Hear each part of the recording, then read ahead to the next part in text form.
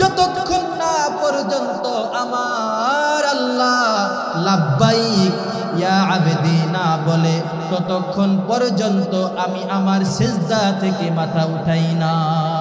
দেখেন আল্লাহ ওয়ালারা এভাবে নামাজ পড়েছেন, তারা সিজদা করেছেন, সুবহান রাব্বিয়াল আলা সিজদার মধ্যে পড়তেছে।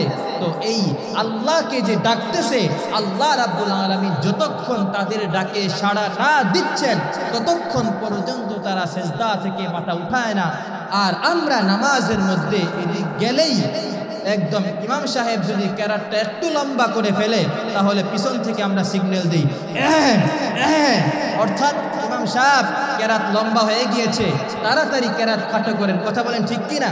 এমন নামাজ পড়লে আমরা কখনোই ফাকাদ ফাজ আমরা সফলতা অর্জন করতে পারবো? বলেন, এমন নামাজ পড়লে আমরা সফলতা অর্জন করতে পারবো না। দেখেন সাহাবায়ে কেরামগণ কিভাবে নামাজ পড়েছেন। হযরত আলী রাদিয়াল্লাহু আনহু আল্লাহর নবীর একজন জলিলুল কদর, অনেক বড় একজন মহব্বতের সাহাবী এবং নবীজি সাল্লাল্লাহু আলাইহি ওয়াসাল্লামের জামাতা হযরত ফাতেমা রাদিয়াল্লাহু আনহাকে নবীজি সাল্লাল্লাহু আলাইহি ওয়াসাল্লাম আলীর কাছে বিবাহ দেয়। এই আলী রাদিয়াল্লাহু আনহু তিনি যুদ্ধের ময়দানে জিহাদ করতেছেন। তো যুদ্ধ করতে করতে করতে করতে একটি তীর হযরত আলী রাদিয়াল্লাহু আনহুর পায়ের মধ্যে ঢুকে গিয়েছে। এই যে পায়ের যে হাড্ডি আছে, এই হাড্ডি এবং রগ, এখানে একটা রগ আছে, এই হাড্ডি এবং রগ এই দুইটার মাঝখান দিয়ে তীরটা ঢুকে গিয়েছে। যখন হযরত আলী রাদিয়াল্লাহু আনহু যুদ্ধের ময়দান থেকে যখন ফিরে আসলেন, আসার পরে এবার এই তীরটা বের করতে হবে, কিন্তু কোনোভাবেই আলীর পা থেকে তীর বের করা যায় না। যখনই সাহাবায়ে কেরাম হযরত আলী রাদিয়াল্লাহু আনহুর পা থেকে তীর বের করার জন্য যখনই তীরের মধ্যে হাত দেয়, ব্যথায় হযরত আলী রাদিয়াল্লাহু আনহু জোরে জোরে চিৎকার করে, ব্যথা তিনি সহ্য করতে পারছেন না, এমন জোরে জোরে তিনি চিৎকার করতেছেন, কোনোভাবেই তার পা থেকে তীর বের করা যাচ্ছে না। সাহাবায়ে কেরাম চিন্তায় পড়ে গেলেন, আলীর পা থেকে যদি তীর বের করতে না পারি তাহলে তো পায়ের মধ্যে ইনফেকশন হবে এবং এই ইনফেকশনের দ্বারা বড় কোনো রোগ হয়ে যাওয়ার সম্ভাবনা আছে না নাই? বলেন, এই ইনফেকশন থেকে শরীরের মধ্যে ক্যান্সার পর্যন্ত হয়ে যায়। সাহাবায়ে কেরাম চিন্তায় পড়ে গেলেন, নবীজি সাল্লাল্লাহু আলাইহি ওয়াসাল্লামের কাছে গেলেন, গিয়ে বললেন, ওগো পয়গম্বর, আলীর পায়ের মধ্যে তীর ঢুকেছে, তীর বের করা যায় না, আমরা সকলেই হতাশাগ্রস্ত হয়ে গিয়েছি, আমরা কি করব? তীর তো বের করতেই হবে। হযরত মুহাম্মদ আরবি সাল্লাল্লাহু আলাইহি ওয়াসাল্লাম বললেন, কিয়ামত পর্যন্ত যদি তোমরা চেষ্টা করো তাহলে তোমরা আলীর পা থেকে তীর বের করতে পারবে না। শুধু একটা ফর্মুলা তোমরা অবলম্বন করো, আলীর পা থেকে তোমরা তীর বের করবে, আলী টেরও পাবে। সাহাবায়ে কেরাম বললেন, কি ফর্মুলা? নবীজি বললেন, তোমরা আলীকে নামাজের মধ্যে দাঁড় করায়া দাও, আলী যখন নামাজ পড়বে তখন তোমরা তীর বের করে ফেলবে, হযরত আলী টের পাবে না, তোমরা দেখবে। সুবহানাল্লাহ পড়বেন না? আমার ভাইয়েরা, হযরত আলী রাদিয়াল্লাহু আনহু তিনি যখন নামাজে দাঁড়িয়ে গেলেন, অন্যান্য সাহাবীরা এবার আলী রাদিয়াল্লাহু আনহুর পা থেকে টান মেরে তীরটা বের করে ফেললেন। হযরত আলী রাদিয়াল্লাহু আনহু সামান্য একটু টের পেলেন না। জিস দিল মে আল্লাহ নেহি বলগল উলা বি কমালিহি কশফত তুজা বি জামালিহি হাসনাত জমিউ খিসালিহি সল্লু আলাইহি ওয়া আলিহি। নবিयों में रहमत लक़ब पाने वाला,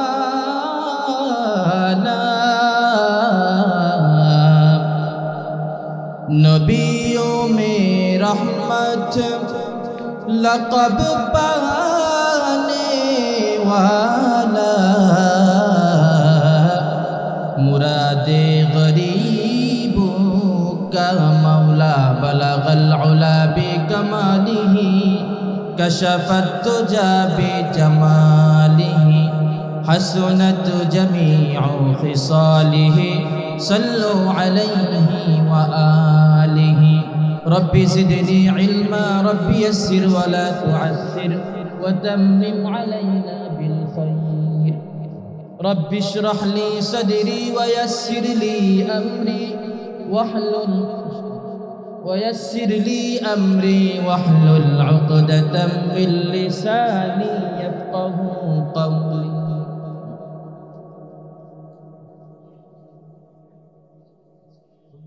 ফজলুল উলুম মাহমুদিয়া মহিলা মাদ্রাসার উদ্যোগে আয়োজিত ইসলামী মহাসম্মেলনের সম্মানিত শ্রদ্ধাভাজন সভাপতি, সহ সভাপতি, প্রধান অতিথি, বিশেষ অতিথিবৃন্দ, আমন্ত্রিত উম্মতে মুসলিমার আধ্যাত্মিক রাহবার হযরত উলামায়ে কেরাম, অত্র এলাকার বিভিন্ন মসজিদ থেকে আগত আইম্মায়ে মাসাজিদ ও খুতুবায়ে মাসাজিদ, মুকাররম উলামা, আমার সামনে উপবিষ্ট আমার অতি কাছের, অতি নিকটের, অতি মহাব্বতের, হৃদয়ের গহীনে যাদের স্থান, মনের মণিকুঠায় যাদের জায়গা, হীরকখণ্ড সমতুল্য চাঁদের সৌন্দর্যতাকেও হার মানিয়ে দেয়, তারুণ্যের উচ্ছ্বাস নিয়ে, যৌবনের উদ্দীপনা নিয়ে আগত, ইসলাম এবং মুসলমানদের চরম দুর্দিনে সিপাহ সালারের দায়িত্বভার পালনকারী হযরত খালিদ বিন ওয়ালিদ রাদিয়াল্লাহু আনহুর উত্তরসূরি গাজী সালাউদ্দিন আইয়ুবী জামালউদ্দিন আফগানি রহিমাহুমাল্লাহর উত্তরসূরি সমবয়সী তরুণ, কিশোর এবং যুবক ভাইয়েরা, সেরে তাজ, মাথার মুকুট, সমতুল্য মুরব্বী বাবারা, কচিকাচা সোনামণিরা, তালিবুল ইলম ছাত্র ভাইয়েরা, পর্দার অন্তরালে অবস্থানরত মা খাদিজাতুল কুবরা রাদিয়াল্লাহু আনহার উত্তরসূরি, মা আয়েশা রাদিয়াল্লাহু আনহার উত্তরসূরি, দিনদার, ইমানদার, পরহেজগার, পর্দানিশীন আমার কলিজার টুকরা মা ও বোনেরা, মহান আল্লাহ সুবহানাহু ওয়া তাআলা দরবারে লাখো কোটি শুকরিয়া এবং অগণিত প্রশংসা আদায় করছি যে মহান মুনিব আমাদেরকে অশান্তময় পৃথিবীর অশান্তময় পরিবেশ থেকে মুক্ত করে গুনাহে ভরপুর, পাপ পঙ্কিলতায় পরিপূর্ণ সমাজের ঘোর আঁধার থেকে, অমানিসা থেকে, জুলুমাত থেকে রহমতের হাতছানি দিয়ে যে মহান মুনিব আমাদেরকে দুনিয়ার মাটিতে নবী করিম সাল্লাল্লাহু আলাইহি ওয়াসাল্লামের ভাষায় সর্বোত্তম এবং সর্বোৎকৃষ্ট জায়গা, উলামায়ে কেরামের মাহফিল, কোরআন হাদিসের মজলিসে আসার বসার তৌফিক যে মহান মুনিব আমাদেরকে দান করেছেন, ইনায়েত করেছেন, আমরা আসতে পেরে, বসতে পেরে আমরা খুশি না বেজার? যদি আমরা খুশি থাকি তাহলে হৃদয়ের সবটুকুন ভালোবাসা উজাড় করে শ্রদ্ধা জনিত কণ্ঠে সকলেই মিলে একসাথে একযোগে মহান মুনিবের শিখানো ভাষায় সকলেই কালিমাতুশ শুকর আদায় করি, বলি আলহামদুলিল্লাহ। আমার সাথে সবাই পড়েন, রব্বানা লাকাল হামদ হামদান কাসীরান তাইয়িবান মুবারাকান ফীহি রব্বানা লাকাল হামদু কামা ইয়ানবাগী লিজালালি ওয়াজহিক ওয়া লিআযীমি সুলতানিক। এবং আমরা দুরূদ ও সালাম পেশ করি সেই নবীর উপর যিনি স্রষ্টার সৃষ্টির প্রধান আকর্ষণ, সমস্ত কুল কায়নাতের নবী, সমস্ত মাখলুকাতের নবী, বিশ্বসভার সভাপতি, সেই নবীর উপর আমরা সকলেই দুরূদ ও সালাম পেশ করি, সকলেই পড়ি সাল্লাল্লাহু আলাইহি ওয়াসাল্লাম। সম্মানিত মুসল্লিয়ানে কেরাম, আল্লাহ রাব্বুল আলামিন আমাদেরকে দুনিয়ার জমিনে প্রেরণ করেছেন। আল্লাহ রাব্বুল আলামিন যেহেতু আমাদেরকে দুনিয়ার জমিনে প্রেরণ করেছেনই, এজন্যে আল্লাহ রাব্বুল আলামিন আমাদেরকে পরীক্ষা নেবেন আমরা আমাদের দুনিয়ার জিন্দেগি কিভাবে অতিবাহিত করব। এই যে হায়াত এবং মৌত আল্লাহ রাব্বুল আলামিন সৃষ্টি করেছেন, কেন সৃষ্টি করেছেন? সূরাতুল মুলক 29 নম্বর পারার প্রথম পৃষ্ঠায় আল্লাহ রাব্বুল আলামিন বলেন, তাবারাকাল্লাযী বিয়াদিহিল মুলক ওয়া হুয়া আলা কুল্লি শাইইন কাদির আল্লাযী খালাকাল মাউতা ওয়াল হায়াতা লিয়াবলুয়াকুম আইয়ুকুম আহসানু আমালা। আল্লাহ বলছেন, এই যে জীবন এবং মৃত্যু আমি আল্লাহ রাব্বুল আলামিন সৃষ্টি করলাম। কেন সৃষ্টি করলাম জীবন মৃত্যু? আল্লাহ বলেন, আমি জীবন মৃত্যু তোমাকে পরীক্ষা করার জন্যে আমি আল্লাহ সৃষ্টি করেছি। আমরা দুনিয়াতে আসলাম, এখন আমরা জীবিত না মৃত বলেন? মৃত।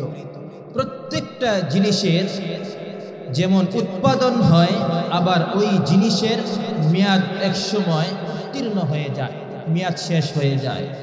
আমরা বাজারে দোকানে যেই জিনিসগুলো আমরা দেখবেন প্যাকেটের গায়ে লেখা থাকে এত তারিখে এটা উৎপাদন করা হয়েছে এবং এত তারিখ পর্যন্ত এই জিনিসটার মেয়াদ আছে, লেখা থাকে কিনা বলেন?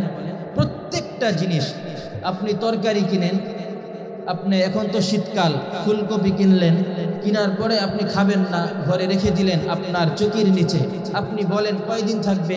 1 দিন, 2 দিন, 3 দিন বা 7 দিন পরে খুঁজে পাওয়া যাবে, দুর্গন্ধ সৃষ্টি হবে।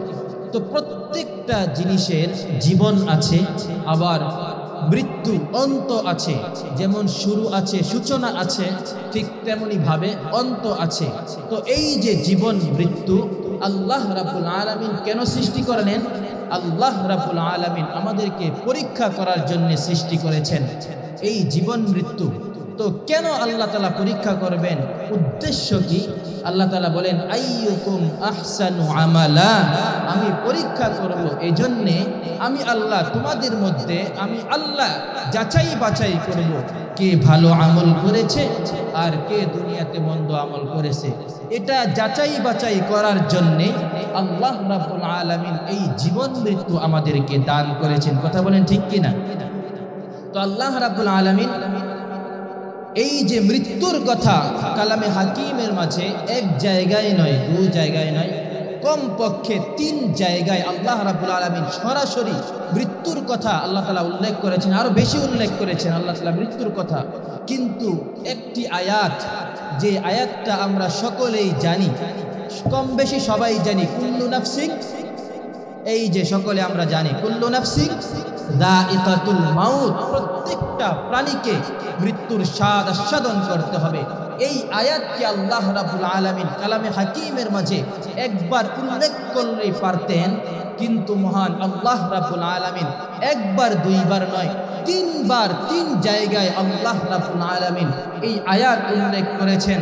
এই আয়াত উল্লেখ করে তাম পৃথিবীর সব মানুষকে আল্লাহ রাব্বুল আলামিন এই মেসেজ দিচ্ছেন, হে আমার বান্দা, তোমাদের প্রত্যেককে মৃত্যুর স্বাদ আস্বাদন করতে হবে এবং এই মৃত্যুর মাধ্যমে আমি আল্লাহর কাছে ফিরে আসতে হবে। যেমন সূরাতুল আনকাবুত কালামে হাকিমের মাঝে 21 নম্বর পারার মধ্যে 20 নম্বর পারাতেই এই সূরাটা শুরু হয়েছে, 21 নম্বর পারায় গিয়ে এই সূরা শেষ হয়েছে। তো এই সূরার মধ্যে আল্লাহ রাব্বুল আলামিন বলতেছেন, কি বলেন? আল্লাহ রাব্বুল আলামিন বলেন, আল্লাহ রাব্বুল আলামিন বলেন, কুল্লু নাফসিন যায়িকাতুল মাউত সুম্মা ইলাইনা তুরজাউন।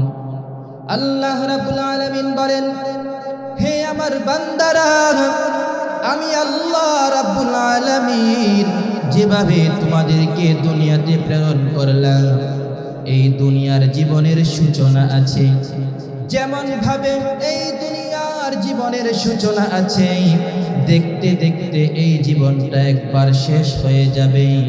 তোমাদের প্রত্যেকেই মৃত্যুর স্বাদ আস্বাদন করতে হবে। তারপর আল্লাহ রাব্বুল আলামিন বলেন, এই মৃত্যুর মাধ্যমে সুম্মা ইলাইনা তুরজাউন, এই মৃত্যুর মাধ্যমে তোমাদের সবাইকে আমি আল্লাহর কাছে ফিরে আসতে হবে। আমার ভাইরা, আপনারা বলেন, আমরা যদি দুনিয়াতে থাকতে চাই তাহলে কি আমরা দুনিয়াতে থাকতে পারবো নাকি? আমার ভাইরা, দুনিয়াতে অনেক ধর্মের মানুষ বসবাস করে, অনেক মানুষ এমন আছে যারা আল্লাহকে বিশ্বাস করে না, আছে কিনা বলেন? আল্লাহকে বিশ্বাস করে না, নবীকে বিশ্বাস করে না, নবীর উপর ঈমান আনে না, কালামে হাকিম আল্লাহর কোরআনকে সম্মান করে না, কোরআনের উপর ঈমান আনে না, ওই ব্যক্তির কাছেও গিয়ে যদি আপনি মৃত্যুর কথা বলেন, আপনি যদি বলেন দুনিয়াতে মৃত্যু বলতে কোনো জিনিসই নাই। ওই ব্যক্তি নাস্তিক যে আল্লাহকে বিশ্বাস করে না, ওই ব্যক্তি পর্যন্ত আপনাকে বলবে তোমার মাথার মধ্যে গন্ডগোল আছে। কথা বলেন ঠিক কিনা? ওই ব্যক্তি পর্যন্ত বলবে আরে বাবা মৃত্যু নাই মানে চোখের সামনে প্রতিদিন হাজার হাজার মানুষ মারা যাচ্ছে, আর তুমি বলো মৃত্যু বলতে কিছু নাই। কথা বলেন ঠিক কিনা? তো এই মৃত্যু থেকে আমরা কেউ পলায়ন করতে পারবো না। কেউ পারবো? তো এক জায়গায় সূরাতুল আনকাবুতের মধ্যে আল্লাহ রাব্বুল আলামিন আমাদেরকে বলছেন এই মৃত্যুর স্বাদ আস্বাদন করতে হবে, এবং এই মৃত্যুর মাধ্যমে তোমরা আমি আল্লাহর কাছে ফিরে আসবে। আমার ভাইরা, কালামুল্লাহ শরীফের মধ্যে 17 নম্বর পারায় আরেকটি সূরা রয়েছে। সূরার নাম হলো সূরাতুল আম্বিয়া, নবীদের সূরা। এই নবীদের সূরার মধ্যে আল্লাহ রাব্বুল আলামিন আবার মৃত্যুর কথা উল্লেখ করেছেন। আল্লাহ রাব্বুল আলামিন বলেন কুল্লু নাফসিন যায়িকাতুল মাউত ওয়া নাবলুকুম বিশ-শাররি ওয়াল খায়রি ফিতনা ওয়া ইলাইনা তুরজাউন। আল্লাহ রাব্বুল আলামিন বলেন প্রত্যেকটা প্রাণীকে মৃত্যুর স্বাদ আস্বাদন করতে হবে, এবং এই মৃত্যু আমি আল্লাহ রাব্বুল আলামিন তোমাদেরকে কেন দিলাম? এই মৃত্যু দেওয়ার উদ্দেশ্য হলো আমি আল্লাহ তোমাদের সামনে ভালো জিনিস রাখবো, আমি আল্লাহ তোমাদের সামনে কল্যাণকর জিনিস রাখবো, আবার আমি আল্লাহ তোমাদের সামনে অকল্যাণকর জিনিস রাখবো। কল্যাণকর জিনিস এবং অকল্যাণকর জিনিস তোমাদের সামনে আমি আল্লাহ তোমাদের সামনে রেখে পরীক্ষা করব, কে কল্যাণের দিকে দৌড়ায় আর কে অকল্যাণের দিকে দৌড়ায়। তো আল্লাহ তাআলা বলছেন এটা পরীক্ষা করার জন্যে আমি আল্লাহ তোমাদেরকে মৃত্যু দিলাম। তো প্রথম আয়াতের মধ্যে আমরা পাইলাম মৃত্যু আল্লাহ দিয়েছেন, এই মৃত্যুর মাধ্যমে আল্লাহর কাছে ফিরে যেতে হবে। আর 2 নাম্বার আয়াতের মধ্যে আল্লাহ রাব্বুল আলামিন বলেন এই যে মৃত্যু আমি আল্লাহ তোমাদেরকে দিলাম, এই মৃত্যু দেওয়ার উদ্দেশ্য হলো এই তোমরা যখন দুনিয়াতে বেঁচে থাকবে, দুনিয়াতে জীবন যাপন করবে, তোমাদের সামনে কল্যাণকর জিনিসগুলো থাকবে, আবার তোমাদের সামনে অকল্যাণকর জিনিসগুলো থাকবে। এর মাধ্যমে আমি আল্লাহ তোমাদেরকে পরীক্ষা করব, তোমাদেরকে কল্যাণের দিকে দৌড়ায় আর কে অকল্যাণের দিকে দৌড়ায়। কথা বলেন ঠিক কিনা? রাস্তা দিয়ে দেখবেন অনেক সময় মাইক মারে যে আসিতেছে নতুন সিনেমা, মাইক মারে কিনা বলেন? গ্রাম দেশে সিনেমা হলের প্রচার প্রসার প্রতিনিয়ত রাস্তাঘাটে চলতেছে। আবার দেখবেন দৈনিক 5 বার মসজিদের মিনার থেকে আমার আপনার কর্ণকুহরে ভেসে আসছে সেই সুমধুর কণ্ঠের আজান, হাইয়া আলাস সালাহ। আল্লাহ বলছেন বান্দা নামাজের দিকে আসো, আবার আল্লাহ তাআলা বলছেন হাইয়া আলাল ফালাহ, কল্যাণের দিকে আসো। আল্লাহ আপনাকে ডাকতেছে, দুনিয়ার শয়তানেরা আপনাকে সিনেমা হলের দিকে ডাকতেছে। একটা হলো কল্যাণ আর একটা হলো অকল্যাণ। এই কল্যাণ এবং অকল্যাণের দিকে প্রতিনিয়ত আপনাকে ডাকা হচ্ছে। এর মাধ্যমে আল্লাহ রাব্বুল আলামিন আপনাকে পরীক্ষা করবেন যে আপনি আসলেই আজানের আওয়াজ শুনে কি মসজিদে যাবেন, নাকি আপনি সিনেমা হলের সেই আসিতেছে এই আওয়াজ শুনে আপনি সিনেমা হলে যাবেন। এই পরীক্ষা করার জন্যই আল্লাহ রাব্বুল আলামিন আমাদেরকে মৃত্যু দিয়েছেন। কথা বলেন ঠিক কিনা? আমার ভাইয়েরা, আরেকটা সূরা আছে সূরাতু আলে ইমরান। এই সূরাতু আলে ইমরানের মধ্যে আল্লাহ রাব্বুল আলামিন একই আয়াত উল্লেখ করেছেন। আল্লাহ রাব্বুল আলামিন বলেন কুল্লু নাফসিন যায়িকাতুল মাউত ওয়া ইন্নামা তুওয়াফাউনা উজুরাকুম ইয়াওমাল কিয়ামাহ ফামান যুহজিহা আনিন নারি ওয়া উদখিলাল জান্নাতা ফাকাদ ফাজ ওয়া মাল হায়াতুদ দুনিয়া ইল্লা মাতাউল গুরুর।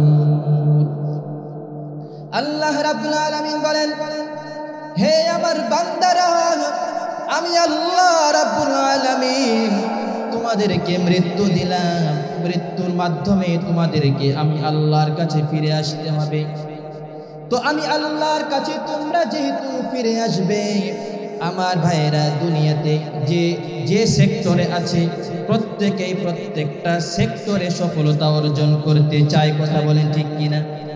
আমার ভাইয়েরা যারা পুলিশে চাকরি করেন, পুলিশে চাকরি করার উদ্দেশ্য হলো এখানে দীর্ঘদিন সরকারি চাকরি করব, আস্তে আস্তে আমার প্রমোশন হবে, কথা বলেন ঠিক কিনা? দুনিয়াতে সকলেই সফলতা চায়, কিন্তু আমার আল্লাহ বলেন দুনিয়ার সব সফলতা তুমি অর্জন করতে পারলা, আমি আল্লাহ তোমাকে সফল বলবো না। আল্লাহ বলেন আমি আল্লাহ কাদেরকে সফল করব, সফলতার ঘোষণা আমি আল্লাহ কোন বান্দাদেরকে দিব। আল্লাহ বলেন ওয়া ইন্নামা তুওয়াফাউনা উজুরাকুম ইয়াউমাল কিয়ামাহ, কিয়ামতের ময়দানে সমস্ত মানুষ যখন আল্লাহর সামনে দাঁড়াবে, আল্লাহ রাব্বুল আলামিন নেককারদেরকে ডান হাতে আমলনামা দিবেন, তারা হাসতে হাসতে আল্লাহর জান্নাতের মেহমান হয়ে যাবে। আবার যারা বদকার, দুনিয়াতে ভালো কাজ করে নাই, দুনিয়াতে মন চাহিয়ে জিন্দেগি যাপন করেছে, আল্লাহ রাব্বুল আলামিন ওই সমস্ত দুনিয়াদার যারা তাদেরকে এই বুক ছিদ্র করে বুকের ভিতর দিয়ে বাম হাত ঢুকায়া পিঠ দিয়ে বের করে আল্লাহ রাব্বুল আলামিন তাদের আমলনামা দিবেন, বদ আমলনামা দিবেন। যখন তারা তাদের বাম হাতে বদ আমলনামা পাবে, ফেরেশতারা তখন তাদেরকে পা দিয়ে লাঠি মারতে মারতে জাহান্নামে নিক্ষেপ করবে।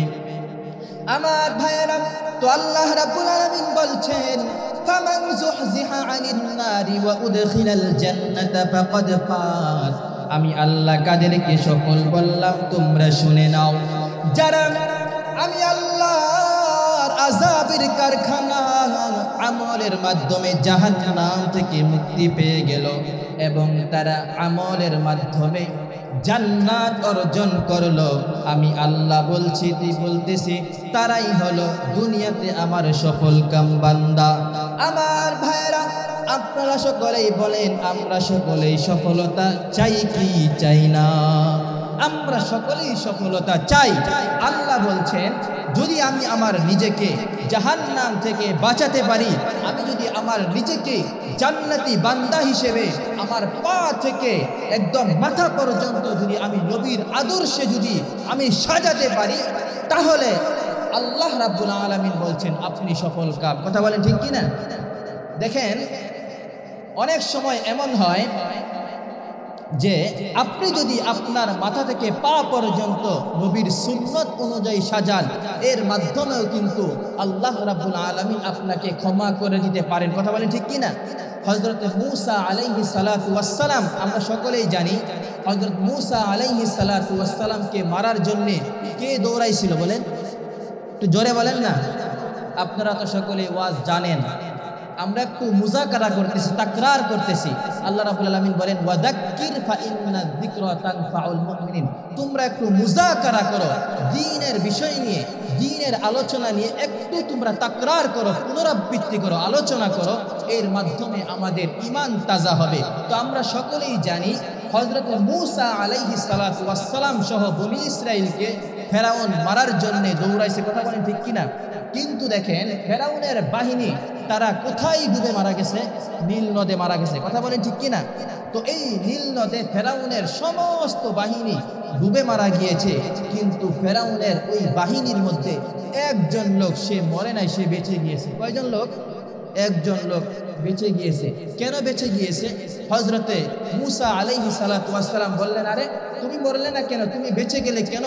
তখন ওই ব্যক্তি উত্তর দিয়েছে আমি আমার মাথা থেকে পা পর্যন্ত আমার গোটা বডিকে আল্লাহর নবী মূসার সাজে আমি সাজিয়েছি, ইসলামের সাজে সাজিয়েছি, এজন্য আল্লাহ রাব্বুল আলামিন আমাকে বাঁচিয়ে দিয়েছেন, কথা বলেন ঠিক? সুবহানাল্লাহ পড়বেন না? এই জন্য দেখেন আমার শায়েখ বলেন যে যদি আপনার চেহারার মধ্যে দাড়ি থাকে, দাড়ি, আর আপনার যদি ইন্তেকাল হয়ে যায়, দেখা গেছে ইন্তেকাল যখন হয়ে যাবে, ফেরেশতারা যেই চেহারার মধ্যে দাড়ি আছে ওই দাড়িওয়ালার কাছে প্রশ্ন করার জন্য আসতে ফেরেশতারা লজ্জা পায়। কি পায়? লজ্জা পায়। এই জন্য আমরা চেষ্টা করব আমার গোটা বডিকে আমরা কার সাজে সজ্জিত করব? আমরা কার সাজে বলেন? আমরা নবীর সাজে সজ্জিত করব। খাজা আজিজুল হাসান মাকসুম রহমতুল্লাহি আলাইহি অনেক বড় একজন আল্লাহর ওলি। তার মুরিদরা তাকে জিজ্ঞেস করেছে যে খাজা সাহেব, আপনি আল্লাহর সামনে কোন আমলটা পেশ করবেন? আপনি এত বড় আল্লাহর ওলি, কোন আমলটা আপনি আল্লাহর সামনে পেশ করবেন? খাজা সাহেব বলেছেন যে আমি আল্লাহর সামনে আমার জিন্দগির কোনো একটা আমল পেশ করব, এমন কোনো আমল তো আমি করি নাই। তবে আমি একটা কাজ করব আল্লাহর সামনে, কিয়ামতের ময়দানে যখন আমি আমার মালিক, আমি আমার কলিজার আল্লাহর সামনে আমি দাঁড়াবো, তখন আমি শুধু একটা কাজ করব। কয়টা কাজ? খাজা আজিজুল হাসান মাকসুম বলেন, আমি একটা কাজ করব, আমি আল্লাহর সামনে যখন কিয়ামতের ময়দানে দাঁড়াবো, তখন আমি আমার দাড়ির মধ্যে হাত দিয়ে বলবো, তেরে মাহবুব কিয়া रब शबाहत लेके आया हो, तेरे महबूब किया रब शबाहत लेके आया हो, हकीकता আপনার নবীর মতো বানায়া আমি আপনার সামনে হাজির হয়েছি। বলেন সুবহানাল্লাহ। এজন্য আমরা আমাদের গোটা শরীরকে কার সাথে সজ্জিত করব? বলেন নবীর সাজে সজ্জিত করব। দেখেন অনেক গুনাহ আছে, এই গুনাহগুলো আমরা যেই গুনার কাজগুলা করি, যখন কোনো বান্দা গুনার কাজ করে তখন এই গুনার কাজটা কি করা হয়? আমলনামায় লেখা হয়। আমরা যখন কোনো নেকির কাজ করি তখন এই নেকির কাজটা আমলনামায় লেখা হয়। ডান কাদের ফেরেশতা তিনি নেকিগুলো লেখেন, বান্দার আমলগুলো লেখেন, আমলে সালেহগুলো ডান কাদের ফেরেশতা লিপিবদ্ধ করেন। আর যখন আমরা গুনাহের কাজে মুবতালা হয়ে যাই, গুনাহের কাজে যখন আমরা লিপ্ত হয়ে যাই, তখন বাম কাদের ফেরেশতা আমাদের কি লেখে? গুনাহের কাজ লেখে। কিন্তু দাড়ি, আমরা যারা দাড়ি কাটি, আমরা তো এমন গুনাহ করতেছি যে আমরা ঘুমাইলেও 24 ঘন্টা ফেরেশতারা আমাদের আমলনামায় শুধু গুনাহের কাজ লিখতেই আসে, লিখতেই আসে। এই জন্যে আমরা চেষ্টা করব, আমরা এই নবীর সুন্নত, এই দাড়িগুলো রাখার চেষ্টা করব। রাজি আছি তো ইনশাআল্লাহ? বলেন রাজি আছি তো ইনশাআল্লাহ?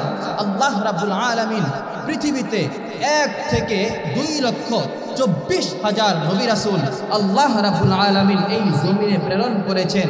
আপনারা বলেন কোন নবী কি এমন আছে যেই নবীর মুখের মধ্যে দাড়ি ছিল না? বলেন। একদম আদম আলাইহিস সালাতু ওয়াস সালাম থেকে আমাদের নবী হযরত মুহাম্মদ আরবি সাল্লাল্লাহু আলাইহি ওয়াসাল্লাম পর্যন্ত প্রত্যেকটা নবীর চেহারায় দাড়ি ছিল। এজন্যই এই দাড়িকে বলা হয় সুন্নতে নববী, প্রত্যেকটা নবীর সুন্নত। এজন্য আমরা দাড়ি রাখতে রাজি আছি তো ইনশাআল্লাহ? যদি কেউ দাড়ি কাটে তাহলে কিয়ামতের ময়দানে সে নবীজির কাতারে দাঁড়াতে পারবে না, নবীজির সুপারিশ সে পাবে না। আমার ভাইয়েরা, কিয়ামতের ময়দানে লক্ষ লক্ষ মানুষ থাকবে। যদি আপনার চেহারার মধ্যে দাড়ি না থাকে তাহলে নবীজি আপনাকে কিভাবে চিনে বের করবেন? এই জন্য আমরা সকলেই চেষ্টা করব আমরা আমাদের চেহারার মধ্যে দাড়ি রাখার জন্য। পারবো ইনশাআল্লাহ? আল্লাহ রাব্বুল আলামিন আমাদের সবাইকে তৌফিক দান করেন, বলেন আমিন। যদি কেউ খুর লাগাই দাড়িতে হবে না তার স্থান নবীর সারিতে, যদি কেউ খুর লাগাই দাড়িতে হবে না তার স্থান নবীর সারিতে। মুসলিম হয়ে দাড়ি কেটো না, নবীজির কলিজায় ছোড়াঘাত করো না। কথা বলেন ঠিক কিনা? এই যে আমরা দাড়ি কাটি, এটা তো আমি দাড়ি কাটতেছি না, আমি চাকু দিয়ে আমি আমার নবীজির কলিজা কাটতেছি। কথা বলেন ঠিক কিনা? এই জন্য দাড়ি কাটা যাবে? আমি আপনি যদি নবীজির কলিজার মধ্যে যদি ছুরি লাগাই, আমি আপনি কিভাবে দুনিয়াতে সফলতা এবং আখিরাতে সফলতা কিভাবে আমরা অর্জন করব? মুসলিম হয়ে দাড়ি কেটো না, নবীজির কলিজায় ছোড়াঘাত করো না, মুসলিম হয়ে গোপ রেখো না, মুশরিকদের দল ভুক্ত হয় না। সম্মান আছে তোমার এই দাড়িতে, যদি কেউ খুর লাগায় দাড়িতে, হবে না তার স্থান নবীর সারিতে। যদি কেউ খুর লাগায় না, যদি কেউ খুর লাগায় দাড়িতে, হবে না তার স্থান নবীর সারিতে। দাড়ি রাখা সকল নবীদের সুন্নাত, কাটলে তা পাপ লেখা হয় অবিরত। যদি আমরা দাড়ি কাটি তাহলে অবিরত, আপনি ঘুমাচ্ছেন, আপনি আপনার কাজ করছেন, আপনি যেই অবস্থায় থাকেন, অবিরত আপনার আমল নামায় গুনাহ লেখা হচ্ছে প্রতিনিয়ত। এজন্যে আমরা কখনোই আমরা দাড়ি কাটবো না। দেখেন, এই যে দাড়ি আমরা কাটতেছি, এই দাড়ি কাটলে নবীজির সুপারিশ পাবো না এবং নবীজির কাতারে আমরা দাঁড়াতে পারবো না। যদি নবীজির কাতারে আমরা দাঁড়াতে না পারি, তাহলে আমি আপনি কিভাবে জান্নাতের আশা করব? কথা বলেন ঠিক কিনা? দাড়ি রাখা সকল নবীদের সুন্নাত, কাটলে তা পাপ লেখা হয় অবিরত। সম্মান আছে তোমার এই দাড়িতে, যদি কেউ খুর লাগায় দাড়িতে, হবে না তার স্থান নবীর সারিতে। যদি কেউ খুর লাগায় দাড়িতে, হবে না তার স্থান নবীর সারিতে। বলে আল্লাহু আকবার। তো আমরা সকলেই চাই আখিরাতে আমরা সফলতা অর্জন করতে চাই, কি চাই না বলেন? আমরা সকলেই সফলতা অর্জন করতে চাই। তো এই বিষয় নিয়ে আমি আপনাদের সামনে আলোচনা করছি যে কিভাবে আমরা আখিরাতের সফলতা অর্জন করতে পারবো।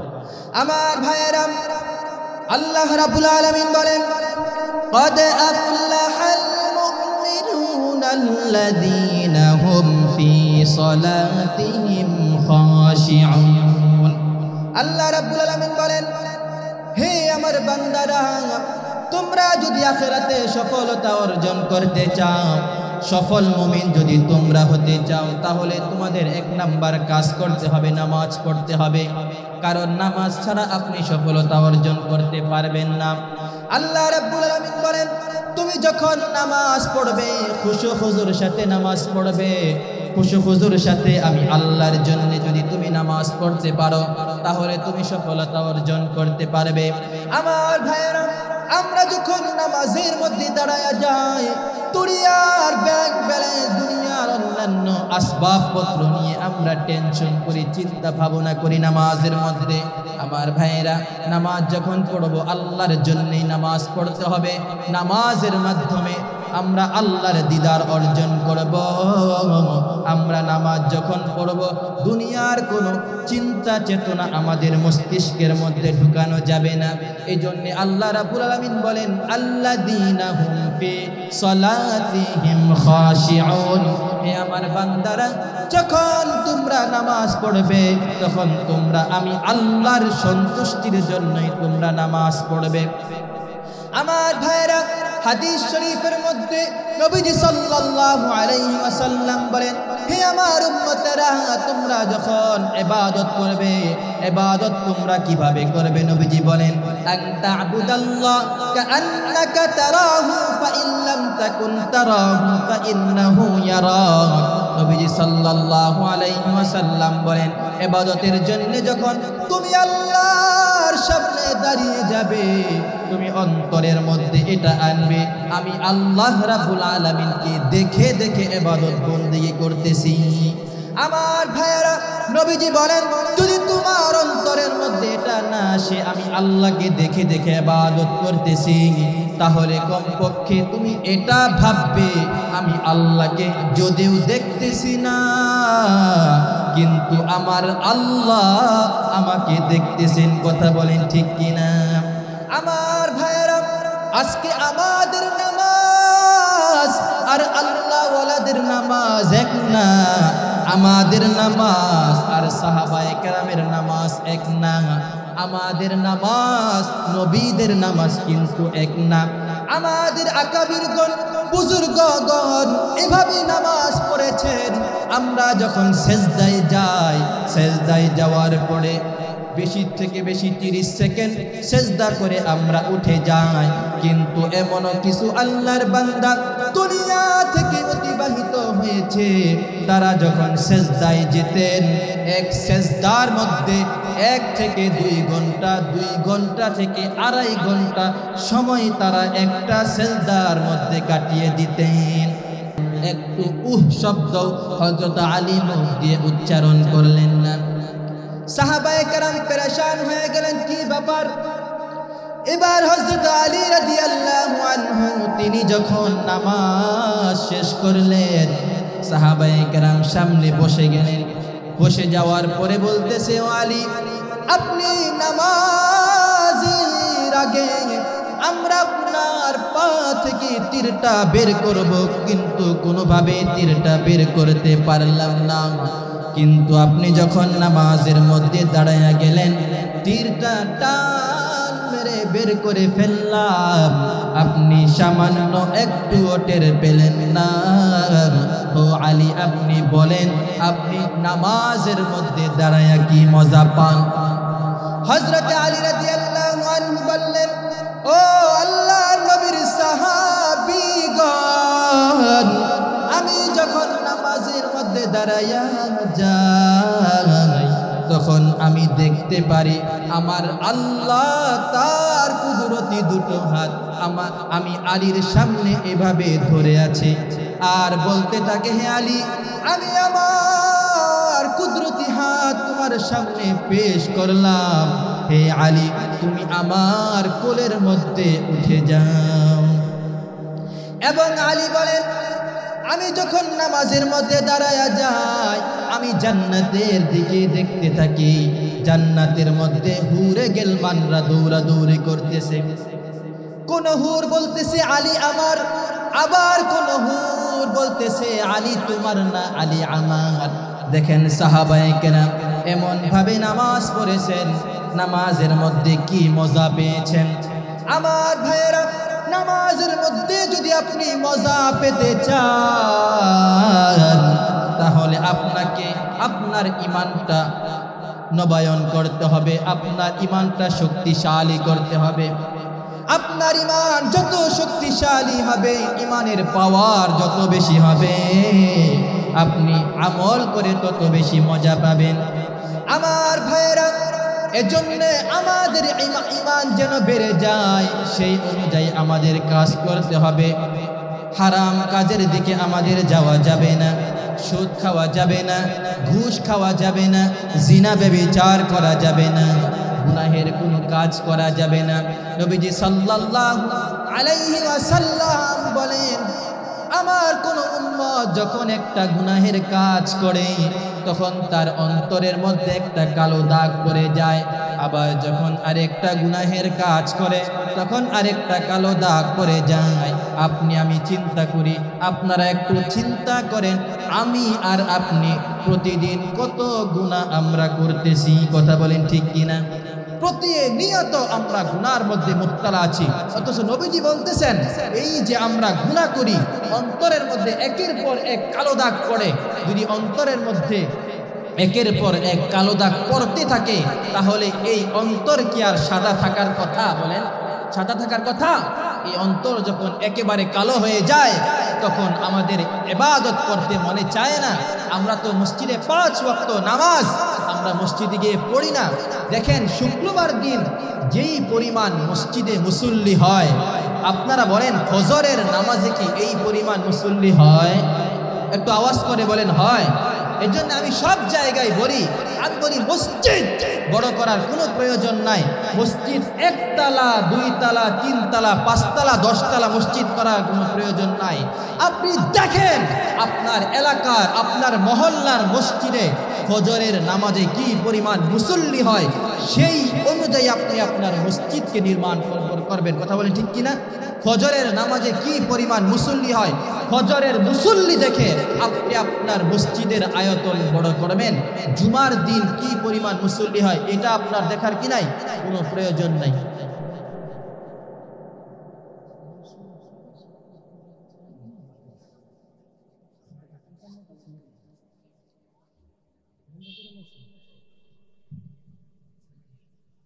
তো দেখেন এই যে ইবাদতের মধ্যে মজা কিভাবে আসবে। গুনাহের কাজ যখনই আমরা ছেড়ে দিব তখনই আমাদের ইবাদতের মধ্যে কি আসবে বলেন, মজা আসবে। দেখেন আপনার সামনে যদি আমি এক প্লেট কাচ্চি বিরিয়ানি দেই, আপনি দেখবেন 1 মিনিটের মধ্যে সাবার করে ফেলবেন। কারণ কি? খুব মজা। তো আমাদের যে ইবাদত, আজান হচ্ছে, আমরা আজানের জবাব দেই।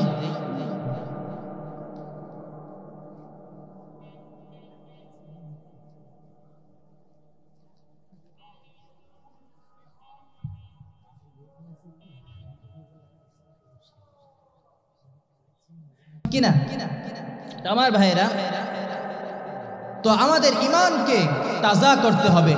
সূরাতুল আনফাল আল্লাহ রাব্বুল আলামিন বলেন কিভাবে আমাদের ঈমান বৃদ্ধি পাবে। আল্লাহ রাব্বুল আলামিন বলেন, ইন্নামাল মুমিনুনা আল্লাযীনা ইযা যুকিরাল্লাহু ওয়াজিলাত কুলুবুহুম ওয়া ইযা তুলিয়াত আলাইহিম আয়াতুহু যাদাতহুম ঈমানা। আল্লাহ রাব্বুল আলামিন বলেন, তোমরা কোরআন তেলাওয়াত করো এবং তোমরা কোরআন তেলাওয়াত শুনো। কি বলছেন? কোরআন তেলাওয়াত করো এবং কোরআন তেলাওয়াত শুনো। কোরআন তেলাওয়াত করলে দিল তাজা হয়, ঈমান তাজা হয়, এবং কোরআন তেলাওয়াত শুনলেও কি হয়? ঈমান তাজা হয়। এবং আমরা গুনার কাজ থেকে আমরা খুব বিরত থাকবো ইনশাআল্লাহ। কারণ গুনাহের কাজ আপনি যদি করেন তাহলে আপনার ভিতরে ইবাদতের মজা আপনার ভিতরে কখনোই আসবে না। এজন্যে আমাদের আকাবিরগণ বলেন, যদি তুমি একটা ওয়াজের উপর যদি আমল করতে পারো তাহলে তোমার দুনিয়া এবং আখিরাত উভয়টা তোমার সফল কাম হয়ে যাবে। শুধু একটি ওয়াজ, সেটা হলো গুনাহ থেকে বিরত থাকা। কি থাকা? গুনাহ থেকে বিরত থাকা। নবীজি সাল্লাল্লাহু আলাইহি ওয়াসাল্লাম হাদিস শরীফের মধ্যে বলেন, বান্দা যখন একটি গুনাহ করে, কয়টি গুনাহ? যখন একটি গুনাহ করে তখন তার গলার মধ্যে একটি আংটা পড়ে যায়। কি পড়ে যায়? একটি আংটা পড়ে যায়, এরকম একটি আংটা পড়ে যায়। যখন বান্দা আরেকটি গুনাহ করে তখন আরেকটি আংটা পড়ে যায়। আমি আপনাদেরকে বলি, যদি আমি আপনার গলার মধ্যে জোরে চাপ দিয়ে ধরে রাখি তাহলে কি আপনি বেঁচে থাকবেন? বলেন, বেঁচে থাকবেন? আপনি তো কিছুক্ষণের মধ্যেই মারা যাবেন। তো এই যে আমরা গুনাহের কাজ করতেছি, এই গুনাহের কাজ নবীজি বলতেছেন, একটা গুনার কাজ করলে একটা আংটা পরে, আরেকটা গুনাহের কাজ করলে আরেকটা আংটা পরে। এভাবে যখন বান্দা প্রতিনিয়ত গুনাহ করতেই থাকে তখন নবীজি বলেন, এক পর্যায়ে যখন তার গলার মধ্যে অধিক পরিমাণে আংটা পড়ে যায় তখন ওই আংটার চাপের কারণে ওই ব্যক্তির ঈমান মৃত্যুবরণ করে। আর আপনার ঈমান যদি মারা যায়, ওই মরা ঈমান দিয়ে কি আপনি ইবাদত বন্দেগী করতে পারবেন? পারবেন? বলেন। যেই জমিন একদম মারা গিয়েছে, শুষ্ক হয়ে গিয়েছে, মাটিগুলো রোদের তাপে ফেটে গিয়েছে, ওই ফাটা জমিনের মধ্যে যদি আপনি বীজ লাগান হবে? ওই জমিনকে নতুন করে পানি দিয়ে ওই জমিনকে কাঁচা করতে হবে। ওই জমিনের মধ্যে আপনার প্রাণ ফিরিয়ে আনতে হবে। ওই জমিনের মধ্যে যদি আপনি প্রাণ ফিরিয়ে আনতে পারেন, ওই জমিনের মধ্যে যখন প্রাণ ফিরে আসবে, তার মধ্যে যদি আপনি একটি বীজ বপন করেন, ওই একটি বীজ থেকে একটি চারা হবে। এই একটি চারা থেকে আপনার কয়েকটি ডালপালা হবে। এই কয়েকটি ডালপালার মধ্যে আবার শত শত কি হবে? পাতা হবে। তারপর সেখান থেকে আপনি ফসল আশা করতে পারেন। কথা বলেন ঠিক কিনা? এজন্যে আমরা চেষ্টা করব সব সময় আমরা গুনাহের কাজ থেকে আমরা বিরত থাকবো। কথা বলেন ঠিক কিনা? তারপরে 2 নাম্বার হলো আমরা বেশি বেশি জিকির করব। কি করব? বেশি বেশি জিকির করব। কি করব? বেশি বেশি জিকির করব। আমরা যখন রাত্রে ঘুমাতে যাব তখন আপনি যে শ্বাস নিচ্ছেন আবার শ্বাস ছাড়ছেন, ছাড়ার সময় আমরা স্মরণ করব আল্লাহকে, আবার শ্বাস নেওয়ার সময় স্মরণ করব আল্লাহকে। আল্লাহ বলছেন, বান্দা তুমি তুমি আমাকে জিকির করো। জিকির শব্দের অর্থ হলো স্মরণ করা। আল্লাহ বলছেন বান্দা তুমি আমাকে স্মরণ করো। কি বলছেন? তুমি আমাকে স্মরণ করো। এখন আল্লাহকে স্মরণ করার জন্যে জোরে জোরে আল্লাহ আল্লাহ এভাবে জিকির করার কোনো প্রয়োজন নাই। আপনি শ্বাস নিচ্ছেন, মনে মনে ভাবেন আল্লাহ, শ্বাস ছাড়ছেন, মনে মনে ভাবেন আল্লাহ। এইভাবে আপনি জিকির করেন। ফাজাইলে আমাল আপনাদের মসজিদের মধ্যে তালিম হয়। এই ফাজাইলে আমালের মধ্যে জিকিরের আল্লামা জাকারিয়া কান্দলবী রহমতুল্লাহি আলাইহি 100টি ফায়দা উল্লেখ করেছেন। তার মধ্যে জাকারিয়া কান্দলবী রহমতুল্লাহি আলাইহি বলেন যে প্রত্যেকটা মানুষের ঘাড়ের মধ্যে একটি করে শয়তান আল্লাহ রাব্বুল আলামিন নিযুক্ত করে দিয়েছেন। কয়টি করে? একটি করে শয়তান প্রত্যেকটা মানুষের ঘাড়ের মধ্যে আছে। এই ঘাড়ের মধ্যে যে শয়তান, ওই শয়তানের মুখের মধ্যে হাতির সুরের মতো বিশাল বড় একটা সুর আছে, এবং এই সুরের মাথা যেটা একদম আগা, মাথাটা সুয়ের মতো চিকন।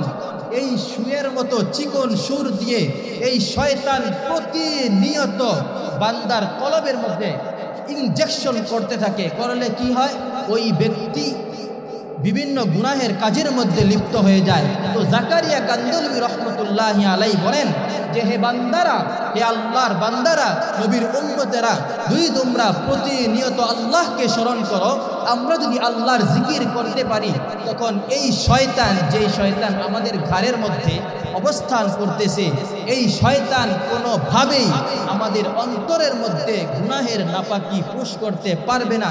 এজন্য আমরা প্রতিনিয়ত আল্লাহর জিকিরে ফিকিরে থাকার চেষ্টা করব। রাজি আছি তো ইনশাআল্লাহ? দেখেন, এই দুনিয়া কিছুই না।